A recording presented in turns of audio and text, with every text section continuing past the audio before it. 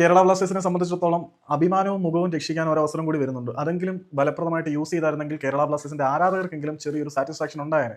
ഈ ഒരു Indian super ലീഗിൽ കേരള ബ്ലാസ്റ്റേഴ്സിന്റെ പ്രതീക്ഷകളൊക്കെ ഏതാണ്ട് മട്ടമായിട്ടുണ്ട് എന്നാണ് ഞാൻ വിശ്വസിക്കുന്നത്. ഇനി ഈ സീസണിൽ നിന്ന് കാര്യമായിട്ട് വലിയ പ്രതീക്ഷകളൊന്നും വേണ്ട എന്നാണ് എൻ്റെ ഒരു തോന്നൽ.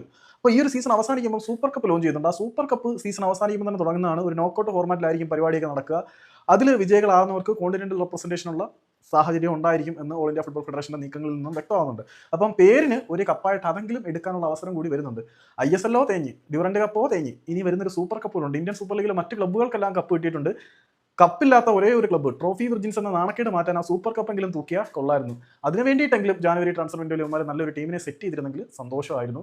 അപ്പം കോണ്ടിനെന്റൽ റെപ്രസെന്റേഷൻ ബ്ലാസ്റ്റേഴ്സിന് കിട്ടിയിട്ട് കാര്യമുണ്ടോ എന്നുള്ള ചോദ്യമാണ്. കാരണം AFC ലീഗ് കളിക്കണമെങ്കിൽ കുറച്ച് ലൈസൻസ് ക്രൈറ്റീരിയകളും കാര്യങ്ങളൊക്കെ കംപ്ലീറ്റ് ചെയ്യണം. ബ്ലാസ്റ്റേഴ്സിന് അതുണ്ടോ എന്നുള്ളത് ഇപ്പോഴും അവ്യക്തമായിട്ടിരിക്കുന്ന സാഹചര്യമാണ്. അപ്പീൽ കൊടുത്താണ് ISL കളിക്കുന്നതെന്നാണ് എൻ്റെ ഒരു വിശ്വാസം.